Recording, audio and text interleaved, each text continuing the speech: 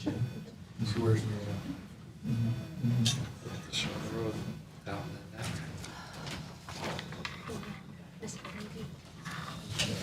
Oh, we have a line of diesel too. And his honor. What'd you do? And you're on That it. would be one. What's that? Trying to be the record, he said out of here less than an hour.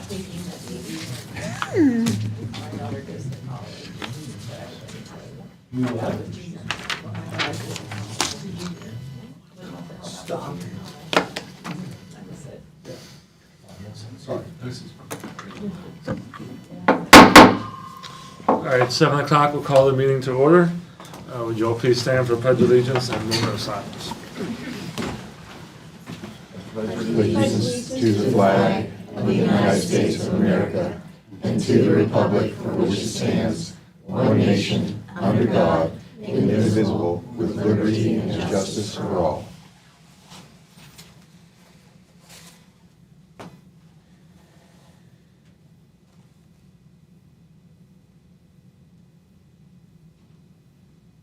Thank you. May be seated.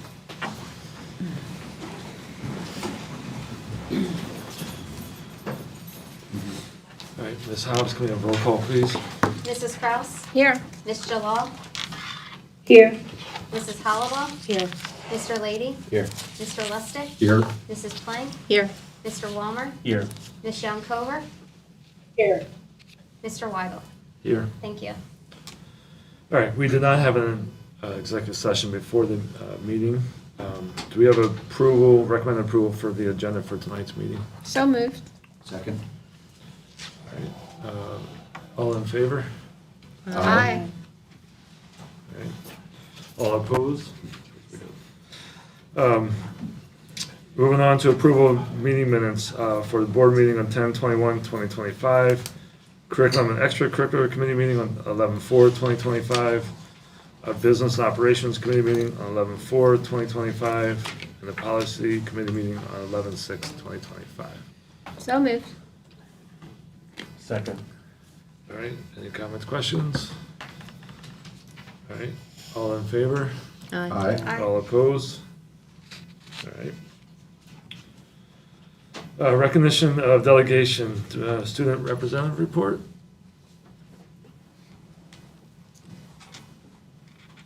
Good evening, school board. I'm here on behalf of student council, and I wanted to come and talk about our Powerpuff game last Friday. We had a great time and raised a lot of money, and our next big event is Mini-Thon, in which we have quite a few fundraisers planned for.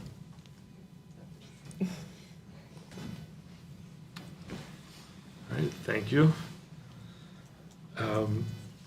The next delegation, I will let Ms. Kraus do the introduction for this one. Oh, thank you. I am very happy to present Tom Wolf, who is the director of Cumberland Perry Career and Technical Center. He has brought a couple of our students who are enrolled there to speak to us tonight.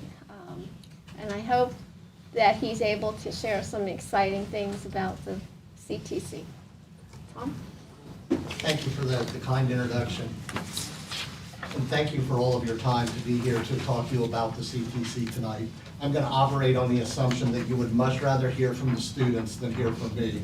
So at this time, it's my pleasure to introduce Haley Orner and Leslie Trago, who are both in our culinary arts program. They are students here at Upper Adams School District and attend the CTC half the day.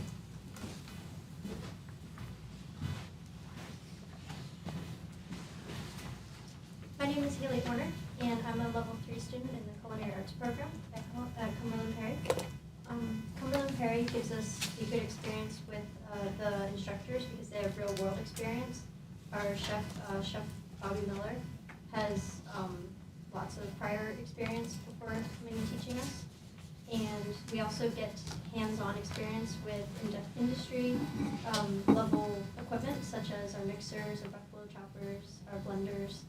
And then culinary, we also do a co-op program with Cumberland Perry, and that allows us to go out into the workplace during the time that we normally would be at Cumberland Perry.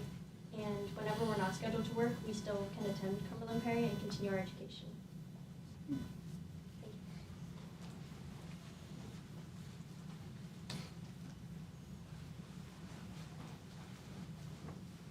Hello, I'm Leslie Trejo Gomez. I am also a level 3 student of Cumberland Perry. Sorry. Our first years, we get our Serve Safe Manager certificate that we study for all year, and right around the end of the year, we do a whole day of review, and then we take our test. Our second years, we work on Career Safe, and we start learning more about industry. We're also allowed to take field trips, which allow us to go visit workplaces and colleges that we might want to be interested in post-high school. Our third years, we're allowed to do co-op, and we work towards our NOCTI testing that we do. We do a written portion, and we do a hands-on portion where we cook for a day. Sorry. Yeah, sorry. Forgetting one little part and you just can't remember it, but it'll come to you. That's still a lot, everything you said. Yeah. We get a lot of hands-on work, as she said. We do simulations, which with our programs, and a few of our elderly communities are allowed to come in on Fridays after we've started our restaurant, where all the levels are allowed to work in the kitchen, and we serve customers that come in. We also do catering orders if someone calls in on us. We will do catering. We are working currently on one for Snack Shack. We have the order due tomorrow at 9 in the morning. Do you guys deliver here in Upper Adams or not? We can definitely do catering here. So, are all the levels participating in the monthly dinners that you prepare for the JLC? Yes, all the Legion? levels are assigned. We are split into groups, which are called brigades, and we all work together. Each group is assigned a different item. Mm-hmm. For those of you that don't know, because of the 13 districts being so widespread, every month the culinary arts group puts on dinner for us so that we have an opportunity to sit and at least speak to the other members of JOC. And they do a wonderful job. I have tried things I would never have thought I'd tried, and the presentation is great, their serving skills are great, and it's been exciting to be up there to enjoy what you all are learning. You answered my question, Sue. When Brad had your role, when he was on the board, he would come home after one of the meals that you had prepared and just go on and on about what all he had had while I was home eating my peanut butter sandwich. He was having all this amazing food, so I'm glad that continues. That's I great. missed the steak dinner last month because I was in Philadelphia. Right. One question, did you find the Serve Safe certification, the studying for that and the manual, was that difficult for you? It was not difficult, but it was very intensive just because of all of the new knowledge that you're getting. Yeah. So, and we also, half the day before the day that we take the test, chef brings in somebody that is very good, and he studies with us for a few hours, and then we take the test. Mm-hmm. Out of everyone that I know, only 2 people have failed. The rest of the class That's has, wonderful. from each level, has That's passed. wonderful. Do you find yourself looking differently now when you go into restaurants? Are you scoping things out? And, Yeah. Yeah, right. I check to see Yeah. who's holding stuff right, who Exactly. might be doing something Yeah, weird. exactly. Good, thank you. What's your plans after school? I'm hopefully gonna attend a college and work towards a career in baking and pastries. Oh, Great. real quick, Haley, do you want to join her? That way she's not bombarded with all the sorry. questions. Yeah. She's not on the spot by herself. Yeah. I really appreciate the opportunity to hear from the students. Thank you very much for what you have said. It's exciting, and I think you're taking some wonderful steps that'll be helping you to really be ready for your careers. I do remember this same opportunity several years ago when a student came from the law enforcement program, a student from this Upper Adams School District.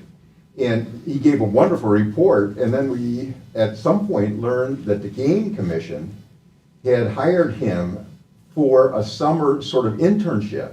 And I thought, wow, this is outstanding, really, really interesting, and very, very great to see the joys and the challenges, as well as what lies ahead for you. Thank you very, very much.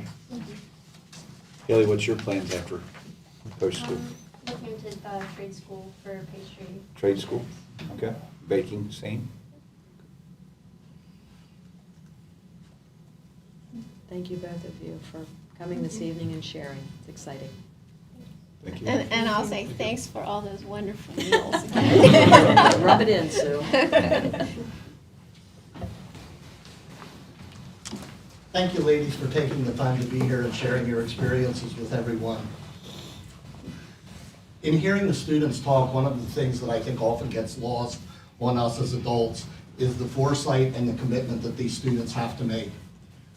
It took me about 35, 40 minutes to drive down here from the CTC tonight. These students are signing up in 9th grade. They're looking at their future, they know what they want to do, and they're making a choice to make a career and technical education program a part of their high school experience. They're doing that knowing that they're going to leave, in many cases, friends that they've gone to school with their entire life. They're going to go to a different environment, be with different people, and they're signing up for that bus ride every day, both ways, for the next 3 years. I don't know about you, but I know when I was in 9th grade in high school, I don't know that I had that level of foresight or commitment. They not only made the decision, which I think was wise in both of these students' cases, but they also then had the fortitude to see it through and stick with it. I'm sure they've had some challenging days here and there, but they have seen it through. And I think sometimes as adults, we forget the commitment that they make and what they go through to realize their goals and dreams. I have a couple things. The two handouts that were placed in front of you. The white sheet is really just some numbers information. On the left-hand side at the top is the historical enrollment for Upper Adams students at the CTC. If you look over that period, I think the low year was 27 students and the high was 47. It has been pretty consistent right in that 25 to 35 range in most years. And I think that the students are doing well while they're there. One of the things that stuck out to me as I was preparing tonight is I looked last year of the third year completers in their programs, 91% of the students from the Upper Adams School District that were tested scored competent or advanced on the NACHI test. 73% of them scored advanced. Those are very good percentages, and I would say that's probably, that 73% puts you in one of the top, as one of the top two districts in terms of student percentages. Last year, we had 2 students from Upper Adams participate in the cooperative education program. This year, at this point in the year, we already have 3 students that are out working in co-op positions. Many times, the things that the students seem to focus on with that is that they're continuing their education and getting experience, but they're getting paid. That's the part that appeals to them. The thing that I think is very important to remember there is if you have a student that is struggling with something in the workplace, whether that is a technical skill that they're not doing very well, or if it is how to navigate through a difficult situation with a coworker or a supervisor, they're required to be back at the CTC at least 2 days each month. Those days that they're back there, they have an opportunity to work with their program teacher, the co-op coordinator, our counselors, the administrative team, to try to help figure out how to navigate through those situations successfully and effectively. And I think that takes our students from just being a young person with skills to putting them in a position to be a really good employee and valuable for the company that they are working for. The start of the school year at the CTC is going well. I always feel like once we get into October, things start rolling and things happen at a much more brisk pace. During the month of October, we had 8th grade tours. We had 2,465 8th graders from the districts come through our building. Then on November 6th and 7th, We had our career exploration nights. During those 2 evenings, we had over 1,800 people come through our building. Some of them were prospective students who maybe saw something on the tour and then brought their parents or other family members back to see the program that they were thinking about applying to, maybe ask some questions of the instructor and gather more information. Those are really positive nights. I would encourage you to make a point of putting them on your calendar next year to try to attend at least one of them if you're able. I think you would see the excitement that our prospective students have for attending the CTC.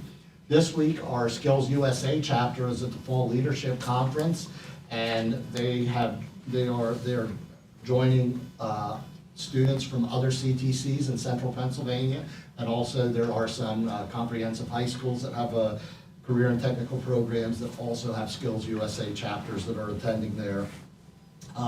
During these 8th grade tours and the career exploration nights, we are helped out by our student ambassadors. The student ambassadors they're typically students that are in their 2nd or 3rd year at the CTC. They know their way around, they know a little bit more about the school, and we use them to help talk to the groups of students that come through.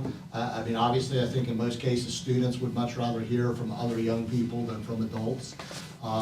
And they also are there on the career exploration nights to help people find the programs they're looking for and answer any questions they may have about what it's like being a student at the CTC. These are great opportunities to help those students build leadership skills.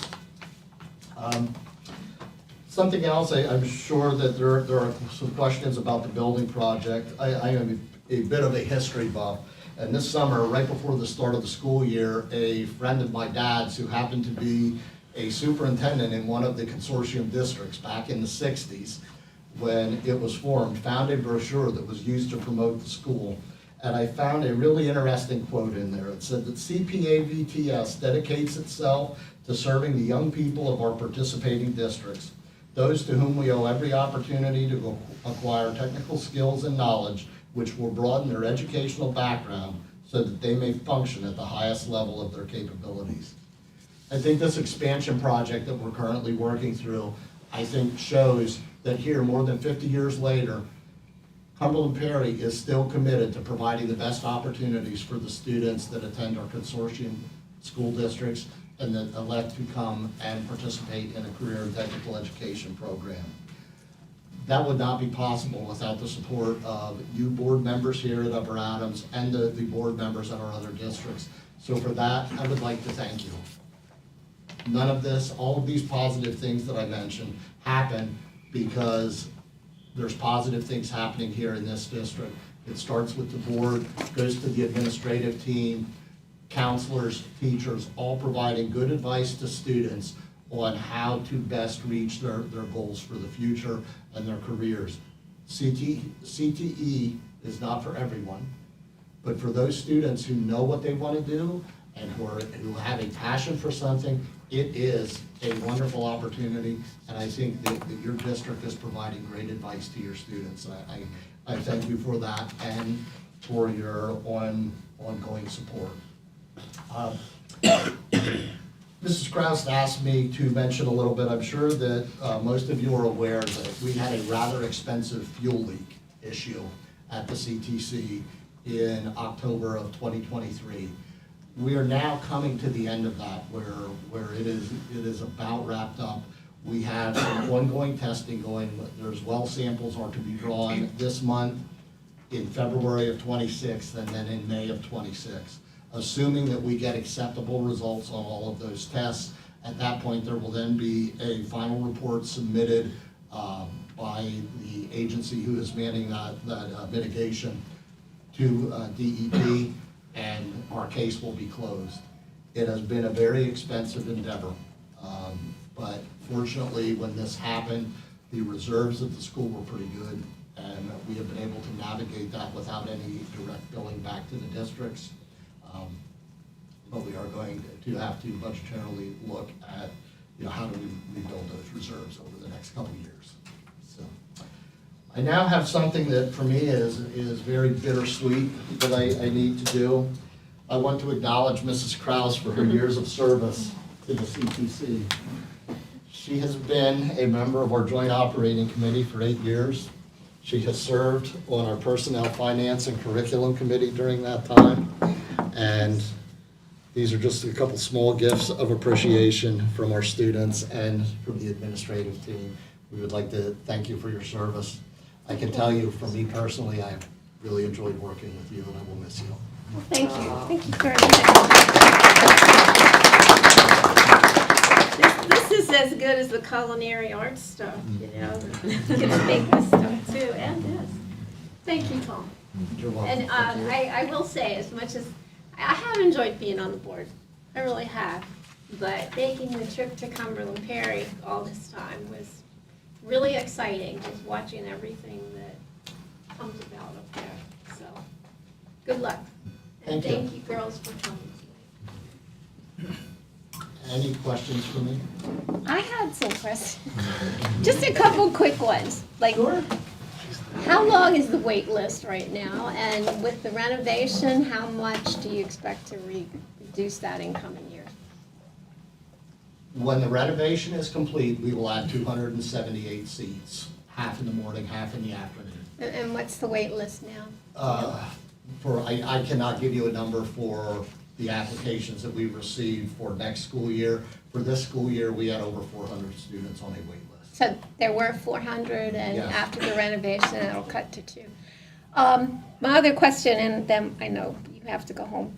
There are 22 programs right now, correct? Yes. After the renovations, I know there's a plan to add a few more. Do you have an idea, another number after the renovations of Yeah, programs? Yes, we are planning to add three new programs. We're also planning on adding a teacher and another section of welding, plus the new facility will allow us to add more students into the auto collision and precision machining programs. Currently, the auto collision program has been limited to either 17 or 18 students in each session, simply because of the size of that lab area, and that will now go to 25 once we're in the new facility. And then we are planning on adding protective services or EMT. I haven't decided on the zip code there, in addition to our criminal justice program. Okay. Well, thank you. Thank you very much. You're welcome. Thank you for coming. Thanks for being here, Mr. Thank Wolf. you. Appreciate it. Thank you very much. You're welcome. Thank you for your time and for your ongoing support.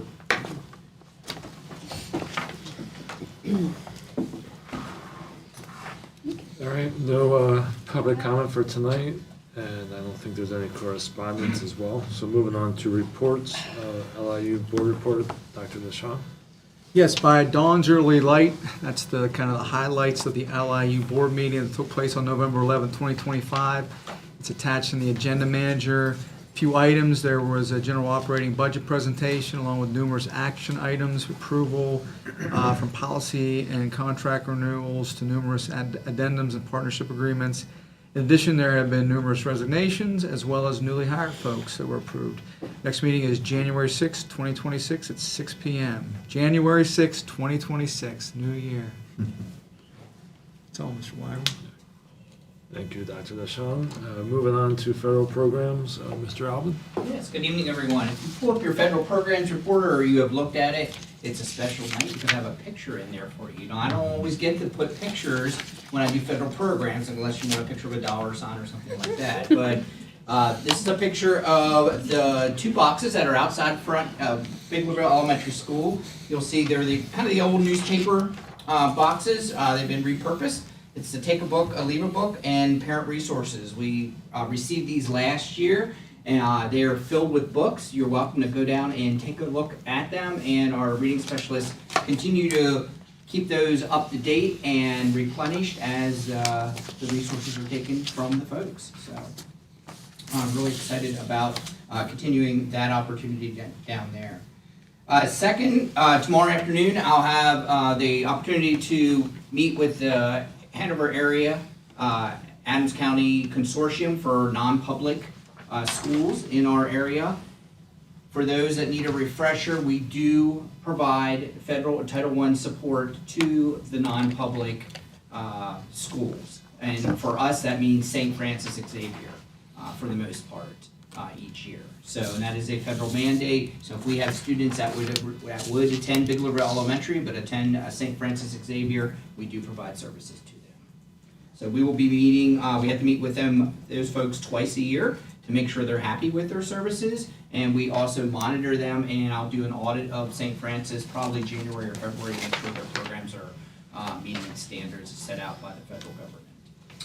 And last but not least, on Wednesday, November 5th, we had our Title I parent breakfast, annual parent breakfast. We had about 25 parents in attendance. Mr. Kerstetter was there, myself, my reading specialist, as well as we had an interpreter there as well for some of the parents. It was very well attended, went over extremely well with the participants. We outlined a Title I program, kind of marketed the summer parent program held at Seven Springs, and just gave an overview of the parent policy that we have in place, which is mandated by federal law.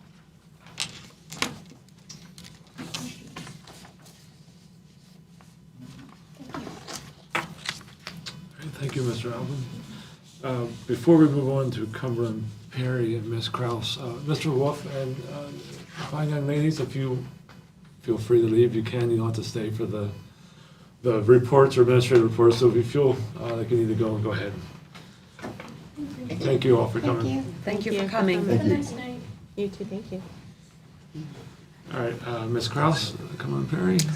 I think Mr. Wolf took care of anything I think so. needed to include, so. Thank you. Moving on to the Fund Advisory, Ms. Hollowell. The Giving Spree was, we hope, a wild success. It was wonderful to have so many of our students there.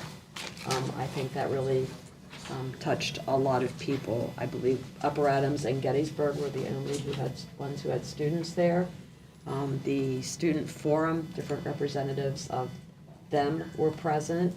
You're going to have to help me, Dr. DeShong. There were first grade, Yeah, Mrs. Yeah, it's two in. great FFA kids. They were Oh, awesome. Miss, yeah. And some soccer players. And some soccer players. It was great. It was very well attended. We won't know until the big reveal in December how we did financially, but the Giving Spree itself was amazing, and I was really proud of our students being there representing our district.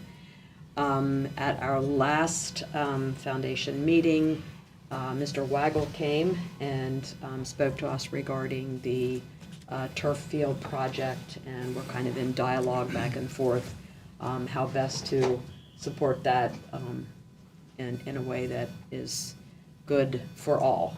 The foundation board is a little concerned about having the right people on the board to best support the turf field. So the dialogue is ongoing, but I'm optimistic that it'll work out and we'll be able to keep supporting that. I think that's it. Thank you, Ms. Hollowell. Moving on to administrative reports. Thank you for everybody for submitting. Do we have any comments or questions for the administrative staff? I do, but Mr., you always have reports or comments, so since this okay. is your last meeting, I'll be quiet until you. I'm good. Go ahead. Are you sure? Yeah, good. You always have comments, and Yeah, I don't good. want to rain on your parade. Yeah. Okay. Mr. Kerstetter, Raise for Education. Holy cow, is that a record? It's the most we've raised. Unbelievable. Yep. That's awesome. Good for you. Mrs. Buckley, a couple things. I'm sorry I was out of town for the Veterans Day programs that happened throughout the district, but kudos to everyone for having those programs. The What-A-Zoo looked so fun. It was a good day. Yeah. Yes, it was a good day. Yeah, that looked so fun. And the Ag Lab, that has been coming for many years.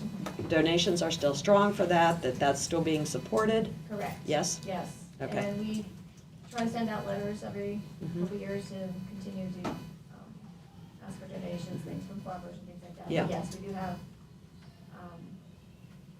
pretty constant donations coming for that. Good, Yeah. okay, thank you. Thank you.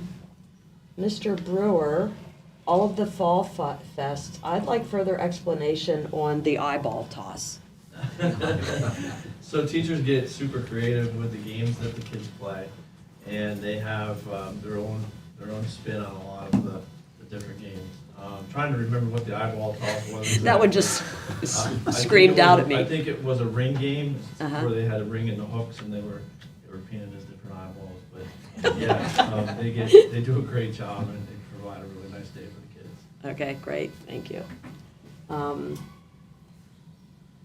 And I think that's all I had.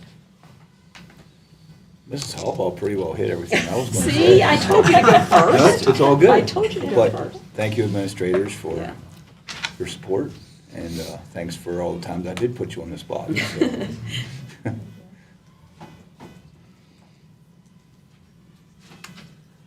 Any other comments? Yeah, go ahead. My report is not attached, but I do have a couple of things that I would like to share. On Wednesday, November 6th, we inducted 28 students into the National Honor Society during a ceremony celebrating their achievements in scholarship, service, leadership, and character. And we'd like to thank Dr. Deschamps, who served as the guest speaker, for an inspiring speech. I would also like to congratulate the band who placed second in their division in the Cavalcade of Bands competition. And their show Dream Walk also won an award for the High Visual and Guard. So congratulations to them for a very successful season. And I'd also like to thank our Social Studies Department for hosting our Veterans Day program.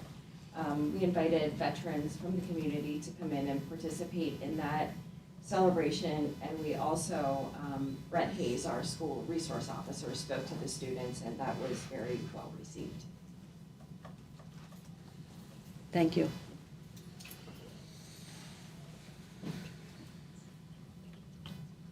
All right, any other comments, questions? All right, thank you, administrators. Moving on, superintendent's report, Dr. Deschamps. Thanks, Mr. Weil. Good evening, everybody. Before I get started, I'd like to, the part of mine, before I start talking, I'd like to introduce Mrs. Petcher and Jesus Sanchez Martinez. They're going to talk about the Spanish program. Every time I'm out and about and I visit Miss Petcher, and I know Mrs. Graham talked a little bit about it, but every time I walk by and check in and say hello, all she has to do is tell me all the great things going on. And I said, hey, I'm going to have you come and you tell the board about all the great things you're doing and what's going on. I know Jesus is going to talk a little about the translating stuff or whatever, but go ahead, Ms. Petcher and Jesus. Good evening, everybody. I'd like to thank Dr. Deschamps for having me here. I was here 6 years ago asking for your assistance in establishing the Heritage Program. I don't know those of you who were here. I don't know if you remember me. For those of you who didn't know me, my name is Gina Petcher, and I have the privilege of teaching our Heritage Spanish classes at Biglerville High School. This is my 6th year working with the Heritage Spanish speakers. Heritage Spanish speakers are students who have grown up hearing the language at home, and now they're developing their literacy, academic, and professional language skills at school. Our Heritage program was created to meet a very real need. Many bilingual students come to us with oral skills, speaking skills, but have never had the opportunity to develop the reading, writing, or formal communication skills in their home. The classes allow students to reclaim and refine their Spanish, to see it not just as something spoken at home, but as a powerful academic and professional asset. In our classroom, we focus on literacy development, cultural identity, and bilingual confidence.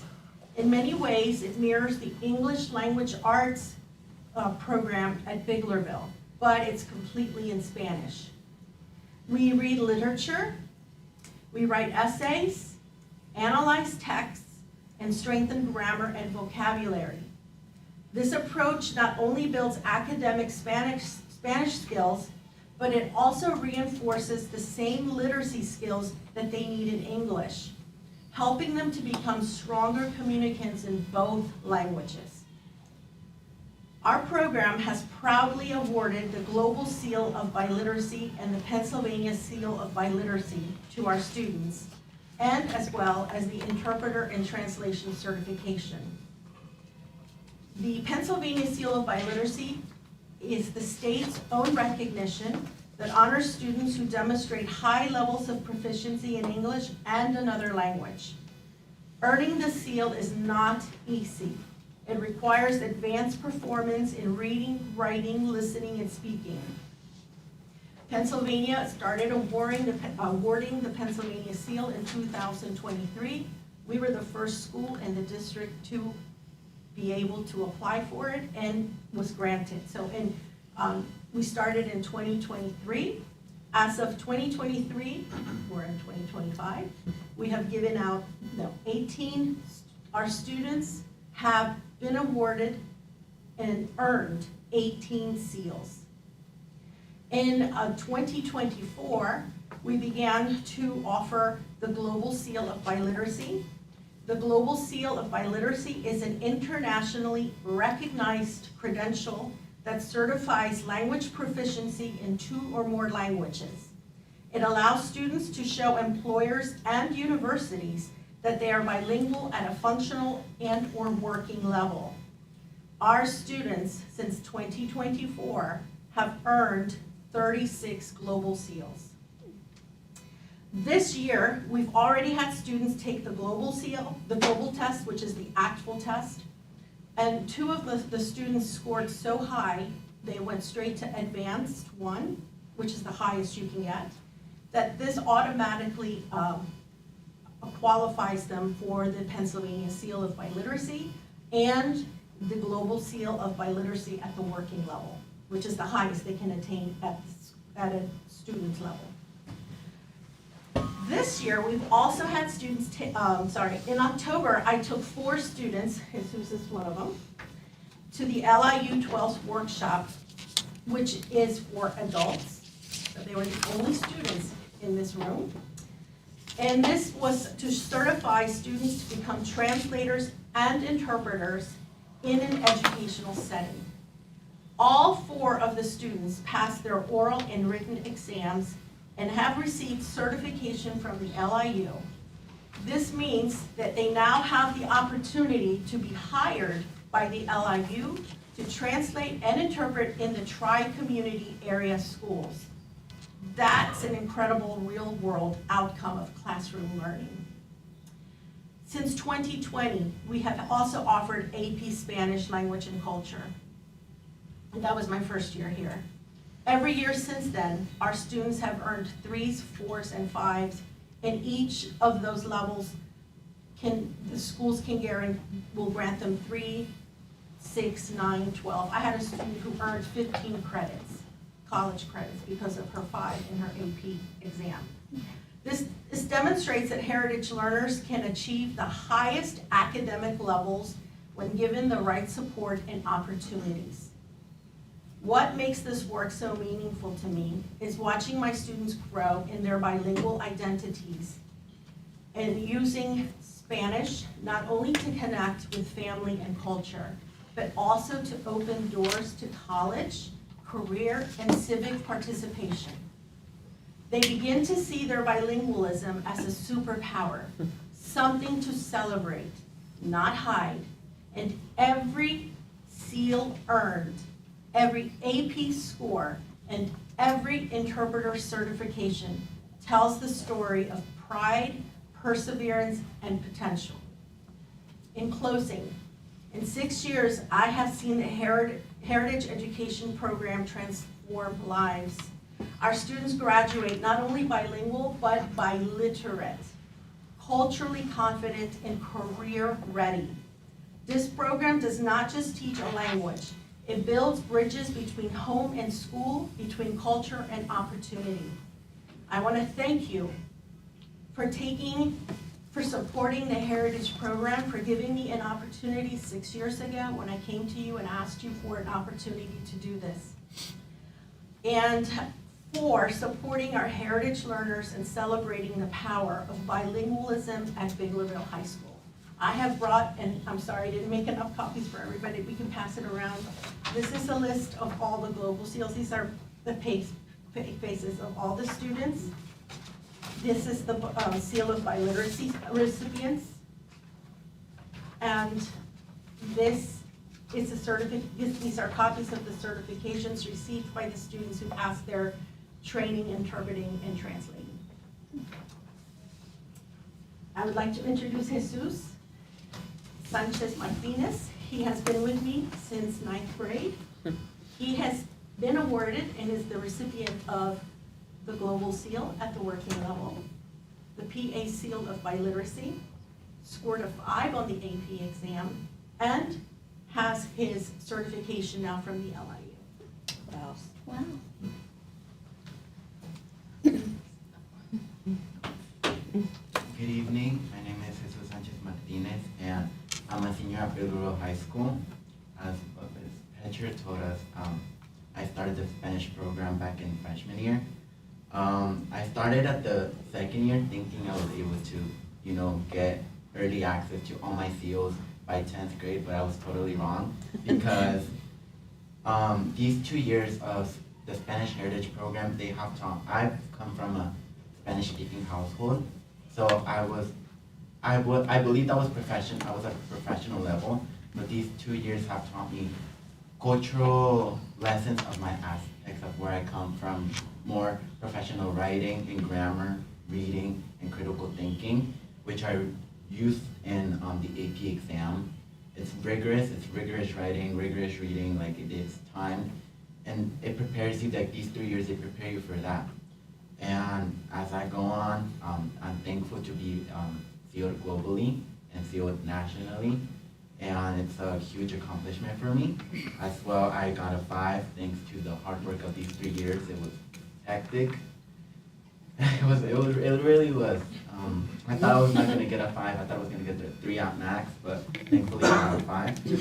And this program has also taught me how to become more, how could I say this, more confident with my bilingual skills. And thankfully this year I got the opportunity for the Spanish program to go to the certification. Also another rigorous test, really on point, really straightforward, and I passed it with my other students, with my other members of the Spanish program as well. And thankfully this Heritage program has opened me so much opportunities with school-wise becoming leaders of like the Latinx Club, which offers helps other Latinx communities and Hispanic communities know these Spanish programs and to get in these programs to help them more in their college run, and as well open my own, establish my own club at the school to help other students know where their heritage is from. So I'm thankful that I'm able to receive these opportunities through the Spanish program. Thank you. Thank you. Does anybody have any questions? I would just say, Jesus, you have a superpower. You summed it up in those 2 words, superpower. In our business, when we have someone even close to you, they quickly climb the ladder. They're our go-to if we have questions or concerns because they can communicate in both languages. Hats off to you. Thank you for what you did, and to Mrs. Petrick for all you have done in supporting these students. Remember, you have a superpower. You should And this is Maria chiming in. I would just like to thank you for the hard work and dedication, and thank you for coming forward 6 years ago with this suggestion to start the Heritage Program of Spanish. I applaud your work, and if there's anything that we can do as a board to support biliteracy and bilingualism, please don't hesitate to reach out and let us know what we can do to further support your wonderful work. Thank you. I do want to make one clarification. It was not my idea, it was all Mrs. Graham's idea. She's the one who came to me and suggested we have a heritage program. She was the visionary and has supported me every single step of the way. She allowed me to spread my wings and trusted me that I knew what I was doing. But really, the person who started all of this was Mrs. Graham. This is not me. It was her idea. I thank you very much for the opportunity to learn more about this program. It's a very exciting program. I took note that there were aspects of the program that went beyond the bilingual opportunities. In specific, I think you mentioned culture, which I thought was very exciting. And I believe you mentioned critical thinking, which is very important. So I appreciate the fact that there's an expansion for the students to take advantage of those kinds of opportunities. Yeah, the global test that they take is from the ACTFL. It's 4 hours long.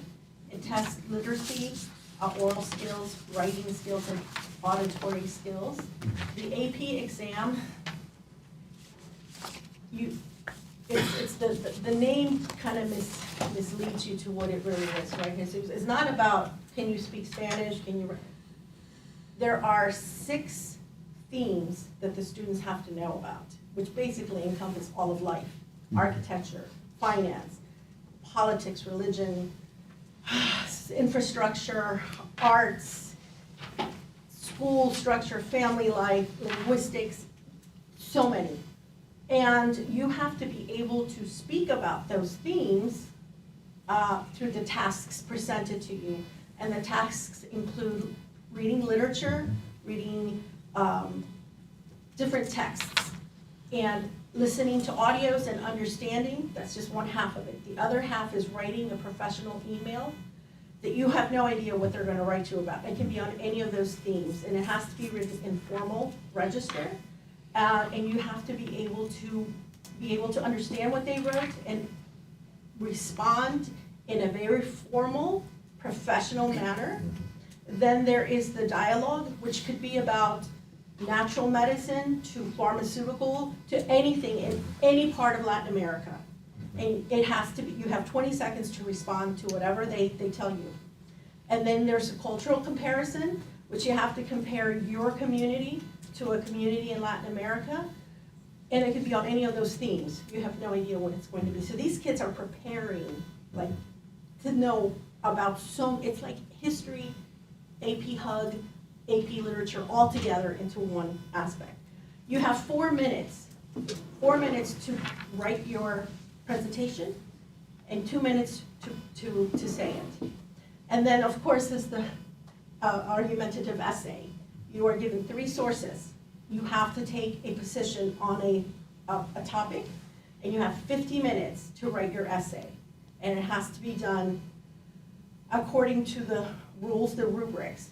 And it has to be, they look for varied grammar, varied language. You can't use the same word twice. Your adjectives have to be varied and advanced. And so it is, when I say that he got a 5, it's amazing. And if you come into my room tomorrow, I have a wall of all the kids that have 5. It's not as many because it is extremely difficult to get a 5. Mrs. Graham, we gotta make sure we hit this room tomorrow on the board visits. So it's been an honor for me to have students who have taken an opportunity to do this. When we started out, it wasn't a big program, but with Mrs. Graham's guidance and her support, I think I have something like 30 freshmen this year.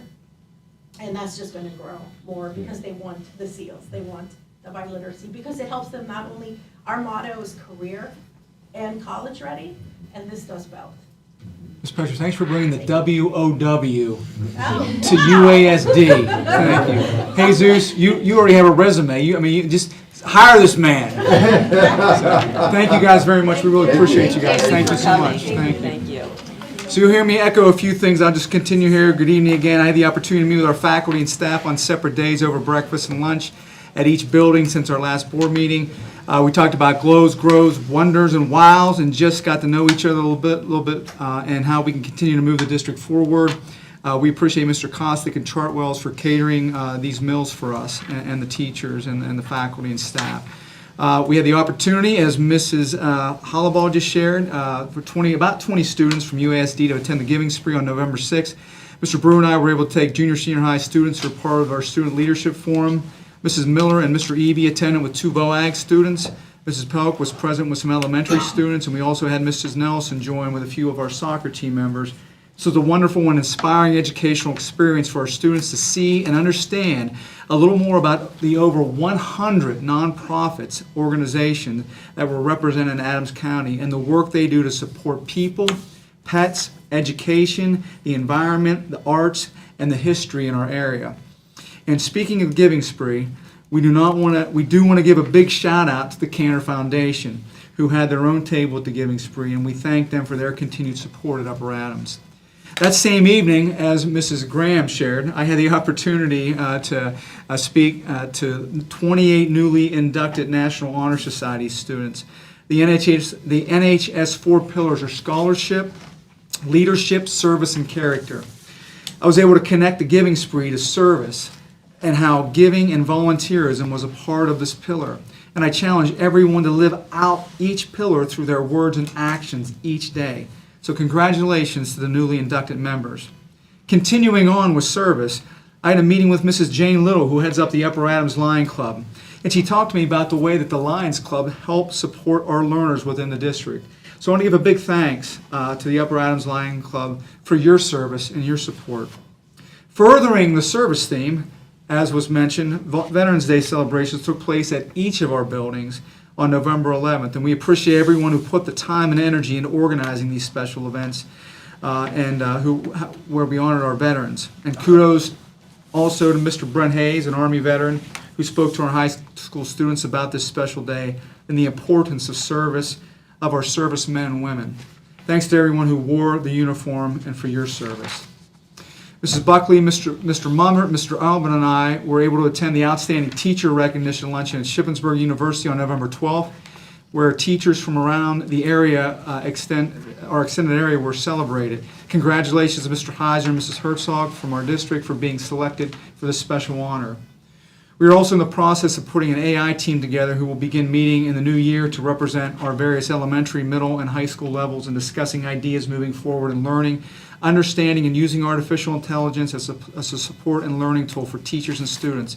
Mr. Garza and Mr. Albert and I also participated in a Saxon and Stump legal seminar this morning on artificial intelligence surrounding AI policy. And to close my service theme report, while I've only known Sue, Jerry, and Jim for a short time, I greatly appreciate their service to the district. I met them and all the board members late last winter, early spring, in this very room, and I believe I was sitting right here. Mr. Weigel wasn't here. He was down here somewhere, but I was just sitting right here. I think Mrs. Plank was right here. I do remember that. I mean, everybody was around the table here. Where they peppered me with a plethora of questions on several different occasions, or on a couple different occasions that eventually led to my appointment. Thank you for your confidence in me, but more so, thank you for your volunteerism, your service, heart and care for supporting students, teachers, administrators, and the community, and moving the district forward in such a positive direction during your tenure. Sue, thank you for bringing your educational background and expertise to the table in decisions made, as well as the time and energy that you committed to policy. Thank you for your reflective and thoughtful nature in advocating for the district. You have undoubtedly made a tremendous positive difference at UASD. Jerry, thank you for all your work on the Finance Committee. Your background in this area and insight has provided sound guidance on the district budget. When I met with Mr. Walmer in one of our one-on-one meetings shortly after I started, I realized what a thoughtful and reflective person he was. And I also thought, this guy would be cool to hang out with outside of school, quite honestly. I also want to tell you, I truly appreciate also our bleacher talks at the football games. You have undoubtedly made a tremendous positive difference at Upper Adams School District. And Mr. Lady, Jim, thank you for always being such a gentleman. That's the first thing I think of you, just a gentleman, and your consistent and calm demeanor in all of your work on the Business and Operations Committee and overall work as a board member. And I got to add this, after seeing you run last month's board meeting, this guy's a smooth operator, Mr. Weigel. I mean, I'm serious. You have undoubtedly made a tremendous positive difference at UASD. Thank you all for your service and dedication to the district. And last but not least, we're looking forward to our building tours with board members who are able to be here tomorrow. I think we have 3, maybe 4 that will be attending. And we're changing our start place. We're going to start actually here, because Mrs. Graham wants, we're going to start down here. So we won't start in the opening at the high school entrance. We'll start back here, okay? So, thank you, everybody. Thanks, Mr. Wyman. All right, thank you, Dr. DeShawn. Moving on to Treasurer's Report, Mr. Walmer. Thank you. I'd like to make a motion to approve the following reports: the financial report, the condensed board summary report, the food service fund statement and of operations, and the student activity report, all ending 10/31/25. Second.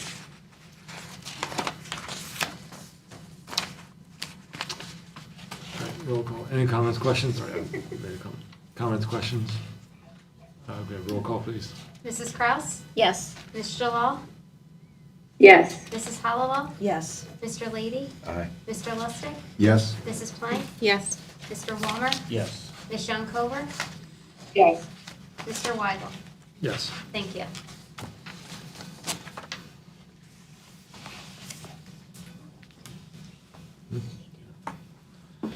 All right, thank you, Mr. Walmer. Yeah, that's all I had. All right, moving on to the consent agenda items. Is there anything that we would like to pull out before we vote on the consent agenda? All right, do we have a motion to approve? So moved. Second. All right, all in favor say aye. Aye. All opposed? All right, moving on to committee reports. Again, Mr. Walmer, Finance. Okay, thank you again, Mr. Weigel. We have just a short list tonight. We'll start out with donations. $50 donation from Carol Lowball in memory of Mary Kuntz. This is to go towards the student lunch debt. Also $100 from the National Apple Harvest Festival in memory of Mary Kuntz. This also to go to school, to the student lunch debt. And $50 from Hollabaugh Brothers in memory of Mary Kuntz, again, to go towards student lunch debt. I'll switch up the list here a little, save the best for last. That's Shelley's report. So we'll move that to the end. But the next item is the agreement with Central Penn Education Associates. It's an as-needed, it's going to be used on an as-needed basis. And this is for psychoeducational evaluation services. I'll go through, I'll make a motion to approve these two items, then we'll go to Shelley. The next item is the fiscal year 27 budget resolution not to exceed the index of 4.9%, and the document is attached in your agenda there. So that means taxes cannot be increased more than 4.9%. So that's my motion for those items. Second. All right, any comments, any questions on these items? All right, can we have roll call, please? Mr. Lady? Aye. Ms. Junkover? Yes. Mrs. Kraus? Yes. Mr. Walmer? Yes. Ms. Jalal? Yes. Mrs. Hollowell? Yes. Mrs. Plank? Yes. Mr. Lustig? Yes. Mr. Weigel? Yes. Thank you. Okay, Mrs. Hobbs, it's on you now for budget update. So I'm happy to report that we now have a state budget as of last Wednesday evening. So a lot of this information is unpacking as we go through the next couple weeks, but I do have some highlighted information I'm just going to share with you. So overall, there was over $100 million for basic education. Our portion that was not budgeted was just a little bit over $100,000 that we will be receiving. So that's in addition to what was in the state revenue line. For special education, $40 million was added to special education. Our portion is about $27,000. So right there we have about 127, 130 when you look at the actual numbers. So that will be additional into the state budget line of our current budget. Also, some other items that were included in the budget was the additional for $100 million for safety and security, or school safety and mental health grants, known as like the PCCD grants. So that is something that was not budgeted, but that will come along with some guidelines of how we need to spend those funds. We will get at least $100,000 plus additional depending on our student population. That information has not been released yet.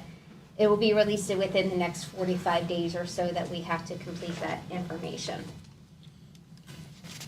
The other big ticket item that it was added to the budget was the Ready to Learn money. And we already budgeted for that. We budgeted $841,000 already in the state line item, but we are getting an additional $841,000. Those are tied to specific guideline items that we have to spend it in certain areas. So once we get this true application and Mr. Alvin and Dr. Deshawn and I sit down, we'll be able to show how that's going to flush out. What we try to do is look to see if there's any current expenditures that we already have in our budget that can offset. And then we look at some, are there any renewals that we can renew this year that we would technically do next year since we have those funds now. So that will all be in the planning phases moving forward. So all good news.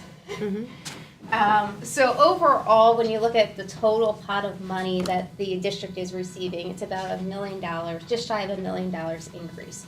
Once again, you can't look at that variance, which was about $2 million, and say, oh, $1 million coming off. Remember that $841,000 has to be spent in a specific way. So you can't look at it apples to apples. There's also some cyber charter reform that came through. There's going to be some, we complete a form of what we pay different charter schools. And I know Mr. Lady highlights a lot of that. And that amount is set for the charter schools based upon a form we complete. That form is changing for the cyber schools, those that are strictly online. So our tuition for those schools will probably be decreased than what we pay the charter schools, which are brick and mortars. I don't know what that figure is yet. They haven't released that form. However, with the cyber charter, there's also some other information tied to the budget, meaning that the cyber charters have to prove their residency to the districts at least twice a year, November 1st and March 1st. So that way, if students move, sometimes they don't tell the cyber or charter schools, and then the home district at that time is still paying for that student. So that is a good check and balance for the cyber charters along with the districts. There are some other timelines tied with that as well. Also, the cyber charters have to do some wellness checks, meaning that they have to physically, the cyber schools have to physically see the students online like once a week. Once again, this is just some of the highlighted information. And there's also an attendance policy with cyber and charter schools. Did one not exist in the past? Is this a new policy? Do you know? It's probably not a new policy, but now it's tied to the law, so I think they have to, and it's actually more stringent. So basically, we see a lot of the students that may leave UASD to go to a cyber school because of our attendance policies. Well, our attendance policies are now going to be the same basically as these cyber schools. So there's more of accountability, which I think is going to be very much needed in my opinion. Also, if there's a habit or a issue with being truant and things like that, it has to go to before a judge before a student can be transferred. So once again, what does that look like? We don't know at this point. This is all fresh off the plate as of last week. Also, flipping on the teacher certification, it's actually better for the teachers. Certifications starting in July of 2028. Their certifications they'll be known as primary. So it'll be like pre-kindergarten through 6th grade. And then secondary will go 7th through 12th. And now it's a little bit different. I think there's an elementary and intermediate school certification and then middle school. And so it's combining those. So it's going to be better in the end.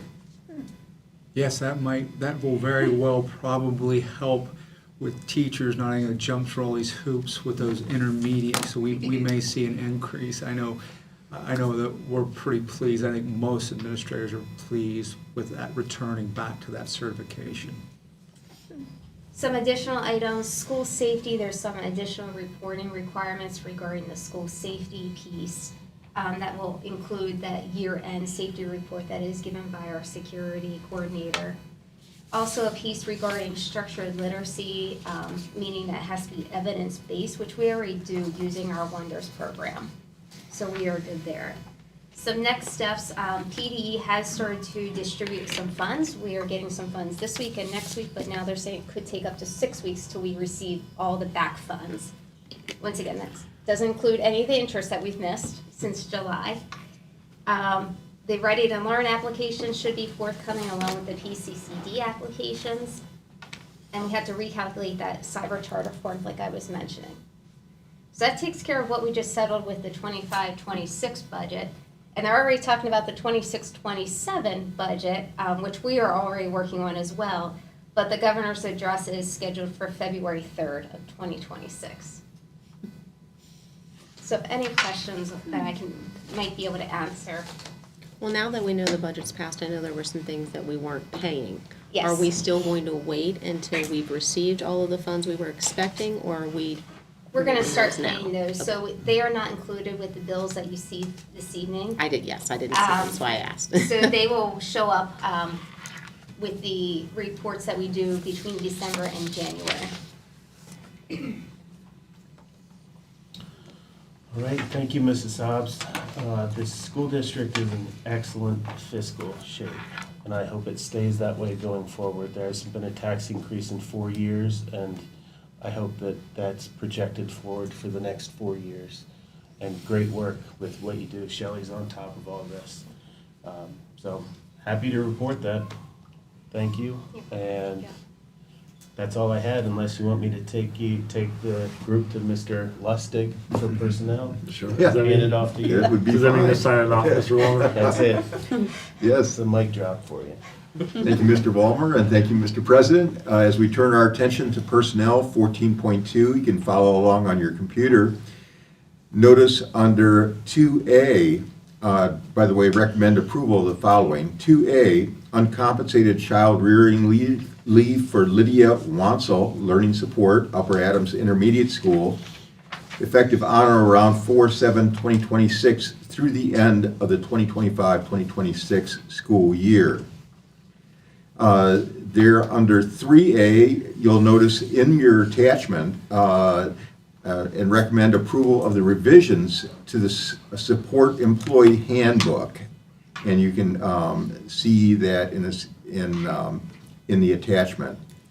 As we turn our attention down to 5 supplemental contracts, there are 3 people listed here, although I see that 1 is a volunteer. And so I'd just like to take note of that. I always appreciate seeing volunteers coming forward. And here we see Olivia Dexterhouse helping with our girls varsity basketball, which I'm very pleased about. But you also do see 2 other people listed as it relates to our sports programs. Moving down to 6B, recommend approval of the following Kelly education listings. We have teacher substitutes, 2 listed there, Caitlin Williams and Heidi Ormer. And then as we move down to 6C, there are 6 changes there relating to Aramark individuals, and take note of that if you would please. And that concludes my report. Second. All right, do you have a second? All right. Any comments, any questions regarding personnel? All right, can we have, I think I need a roll call. Personnel, right? Can I have a roll call, please? Mr. Walmer? Yes. Mrs. Kraus? Yes. Ms. Jalal? Yes. Mr. Lady? Aye. Mrs. Hollowell? Yes. Mrs. Plank? Yes. Mr. Lustig? Yes. Ms. Young-Cover? Yes. Mr. Weigel? Yes. Thank you. All right, thank you, Mr. Lustig. Nothing under property. Moving on to transportation, Mr. Lady. Yes, have a few drivers as listed here. Your agenda manager, a couple new drivers for Jacoby and a couple new drivers for Rolling Hill. Recommend approval. Second. Any comments, questions? All in favor, say aye. Aye. Aye. All opposed? Aye. All opposed, nobody? All right, moving on. Thank you, Mr. Lady. Curriculum and extracurricular, Ms. Hollaball for curriculum. You will recall that at our committee meetings, Mr. Shaw presented a recommendation or a proposal to look at dual immersion for our district. And we tossed it around, and Dr. DeShong offered to glean a little bit of information for us from the Avon, is that how you say it? Avon? Avon.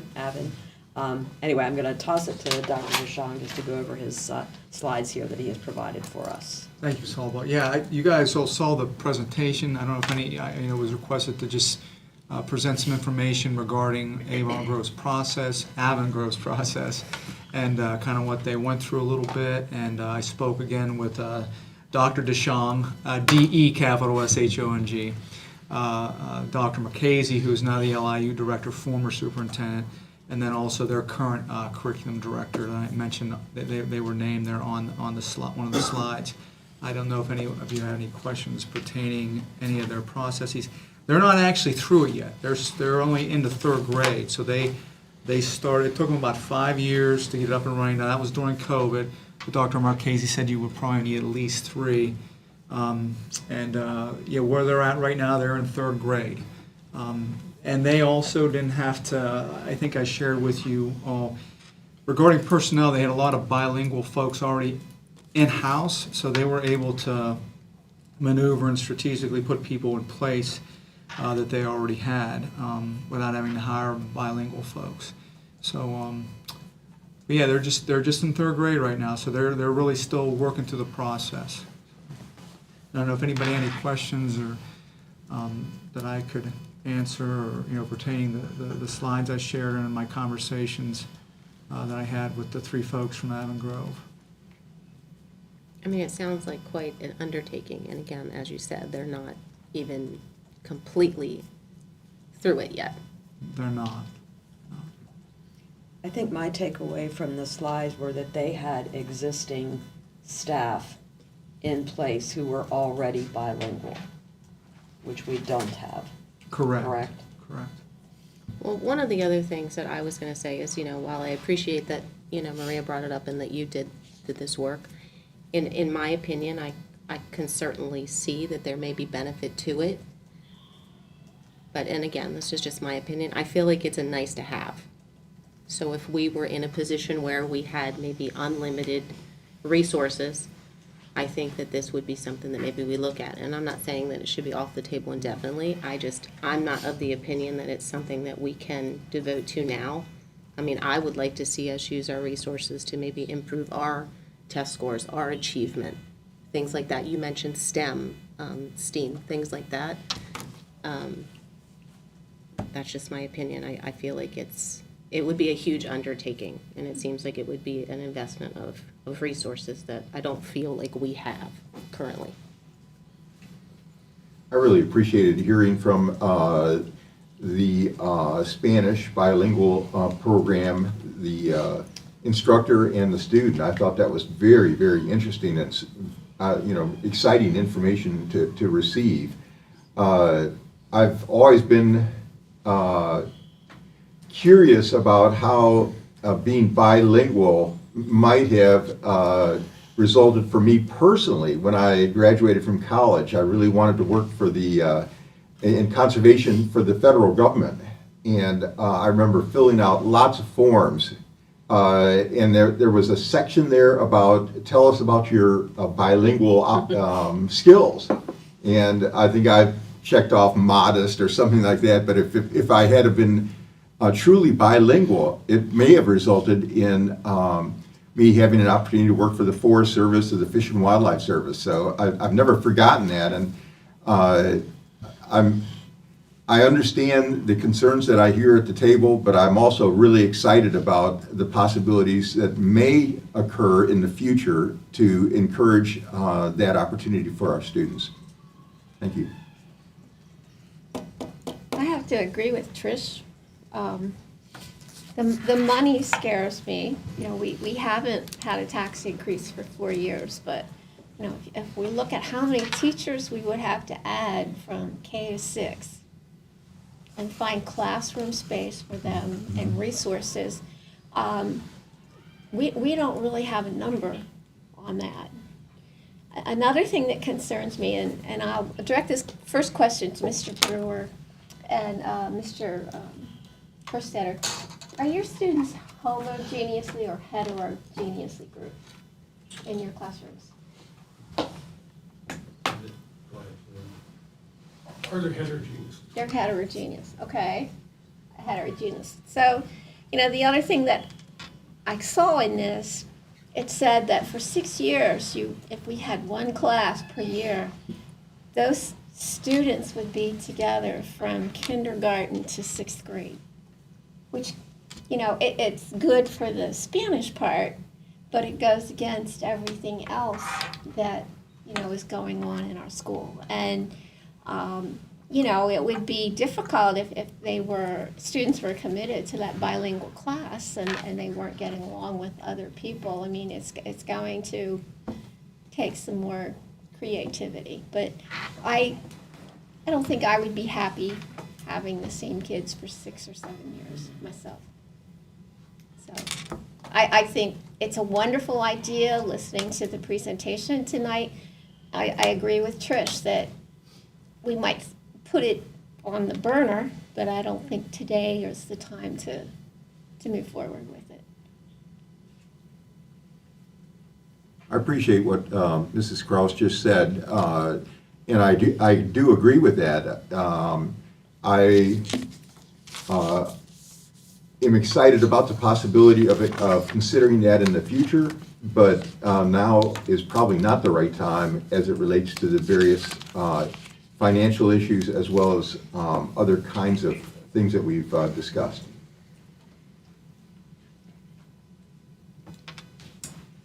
Anyone else? I think from the Heritage presentation, I think we're doing a pretty good job as a school, giving those opportunities to those students who want that or need that. So I would agree. I don't think now is the right time to move forward.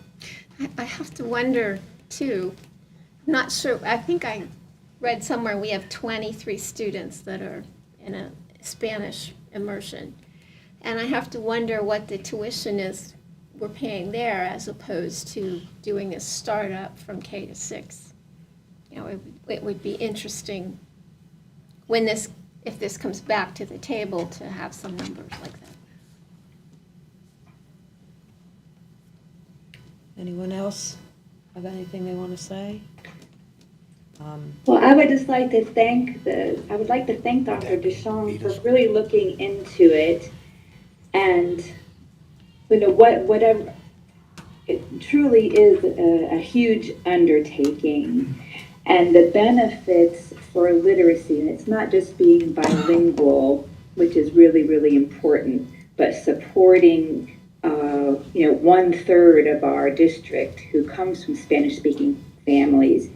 That it seems kind of counterintuitive, but when your literacy skills are strong in your home language, then those skills transfer over to learning English, and then those academic achievement levels just go up when your literacy level is strong in your home language.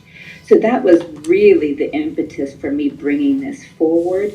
It really is a huge undertaking, and I'm a homeowner too in this district, and I wouldn't want to see the taxes go up. However, I would like to continue the conversation on how we can, maybe with smaller initiatives and building up, and hear from the community, hear from the parents, hear from the families, what their thoughts about that, and how we can support literacy in Spanish and in the home language at a younger level. there are different kinds of initiatives that might be available. And my purpose for bringing this forward is just to open up awareness of that literacy connection with the home language, and to explore all the opportunities that might be out there to support all of the students in our district. Thank you. Thank you, Mrs. DeJaw. We've had some very cordial emails back and forth. I appreciate very much you bringing this forward. I appreciate your understanding. I appreciate your communication back and forth. It's sounding like around the table, at least for now, we're not interested in embarking on this. So unless someone has anything else they would like to bring forward, I'm going to recommend approval to discontinue pursuing and/or investigating the dual immersion program. Second. All right, any further comments, questions?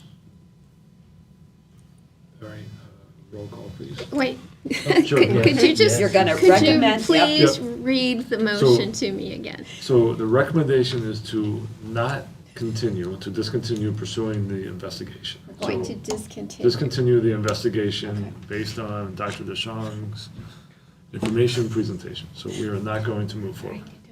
There's a story, but yes, we're recommending Yes, approval keep that to in my head. discontinue.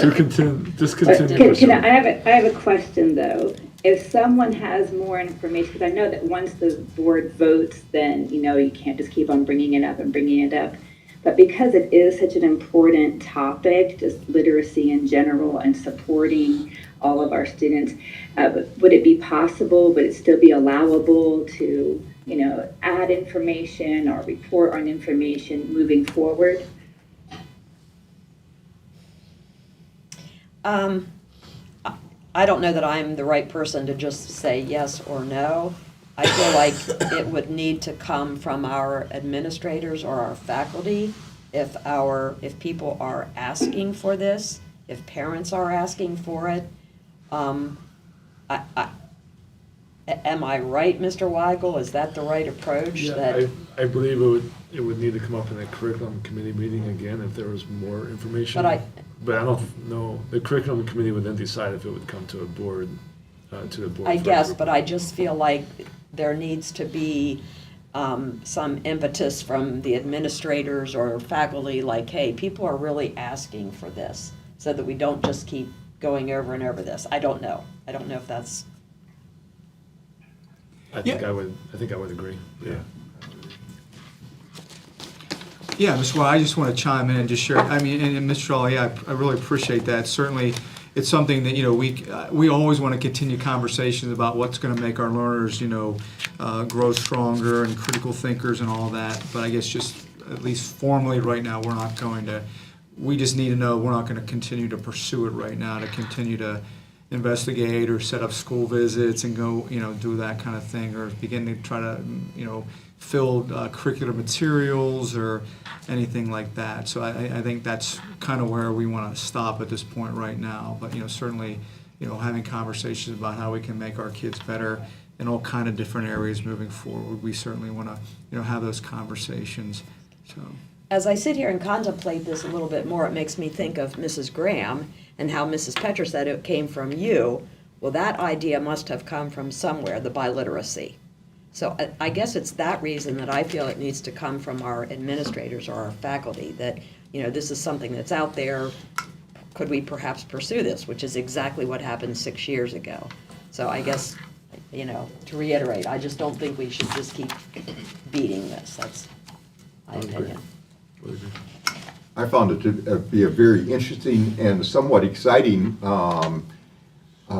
proposal, and so I've been thinking about a lot about that. But what we heard tonight from the existing program really is exciting also. And so, perhaps we can keep this kind of information in the back of our mind and see where we go in the future. And now we know that these programs do exist, and perhaps at some point in the future, there will be opportunities for us to consider this again at the right time. Mr. Locke, I agree, Jesus was impressive. And he's just one of the many that are doing these things at this level. So, Yeah. I mean, that's pretty neat. That is pretty neat to see. Correct. Sounds like we could have some bilingual teachers right away. 4 years, right? All right, do we have roll call, please? So we are voting to not move forward. To discontinue. I know. Discontinue. That's in my notes. To discontinue, to not move forward. All right, roll call, please. Michelle Cover, Yes. Mrs. Kraus, Yes. Mr. Walmer, Yes. Ms. Jalal, Yes. Mrs. Plank, Yes. Mrs. Hollowell, Yes. Mr. Lustig. Yes. Mr. Lady, Aye. Mr. Weigel. Yes. Thank you. All right, thank you, Ms. Hollowell. Right, we're good? You're welcome. All right, thank you. Nothing under athletics, or I don't think there's anything under student activities. So moving on to policy committee, Ms. Kraus. Okay, thank you. Tonight, we have policies under both first read and second read. First, I'll start with the recommend approval of the following first read policies. Number 218.2, terroristic threats. Number 805, emergency preparedness and response. 805.1, relationships with law enforcement agencies. 904, public attendance at school events. And 909, municipal government relations. Second. We have a second, sorry. Second. He's already on to the, Okay. he's done. He's done. Yeah. He's checked out. All right, any comments, questions, first read? All right, roll call, please. Mr. Lustig, Yes. Mrs. Kraus, Yes. Ms. Schoencover, Yes. Mrs. Hollowell, Yes. Ms. Jalal, Yes. Mr. Walmer, Yes. Mr. Lady, Aye. Mrs. Plank, Yes. Mr. Weigel. Yes. Thank you. Okay, and finally, recommend approval of the following second read policies. 109, classroom resource material. 626, federal fiscal compliance. 626.1, travel reimbursement for federal programs. And 827, conflict of interest. Second. Any comments on questions? All right, roll call, please. Ms. Jalal, Yes. Mrs. Plank, Yes. Ms. Schoencover, Yes. Mrs. Kraus, Yes. Mrs. Hollowell, Yes. Mr. Lady, Aye. Mr. Lustig, Yes. Mr. Walmer, Yes. Mr. Weigel. Yes. Thank you.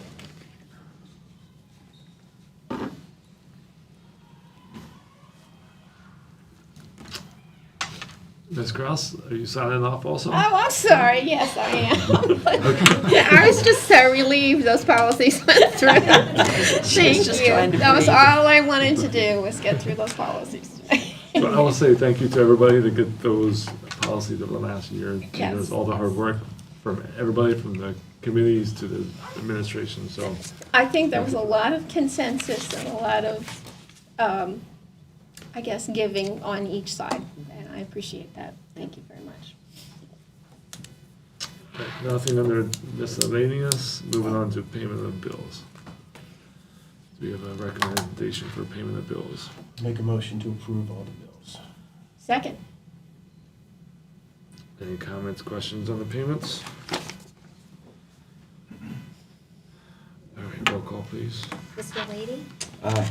Mr. Lustig, Yes. Mr. Walmer, Yes. Mrs. Kraus, Yes. Ms. Jalal, Yes. Mrs. Hollowell, Yes. Mrs. Plank, Yes. Ms. Schoencover, Yes. Mr. Weigel. Yes. Thank you. All right, nothing under old business, under new business.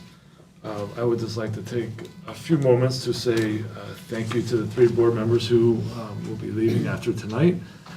Thank you to Ms. Kraus for the last 8 years, I believe. Yes. All your hard work on policy, and then Cumberland Perry. I know you've enjoyed the meals up there, it sounds like. I did. I just Um, enjoyed the company too. We appreciate your guidance and wisdom, and you will be surely missed. It's a sad evening, so, but enjoy the time with your family and your grandchild. It will be exciting. Thank you. Mr. Lady, thank you for your service, for your time as past president. And like Dr. Deshawn has said, for your guidance and wisdom. Enjoy your evenings free. Maybe I'll have a few last text messages or phone calls, Yeah, but sure. thank you for your service and your guidance.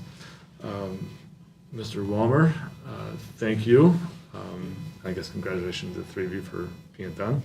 But Mr. Walmer, thank you for your guidance. We are in great financial shape due to your work with Shelley and your guidance.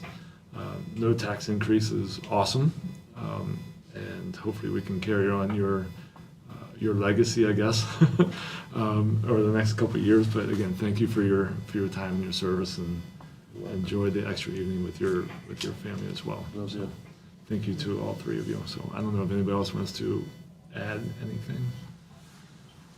I joked at the onset that I was gonna bring a box of Kleenexes for each one of them, and right now I feel like I'm the one that needs the Kleenexes. I will surely miss the three of you and your years of service and the wisdom you have brought. Thank you so much, each one of you. Thank you. I'd just like to say thank you to the board members for your support, and the new board members coming on, good luck.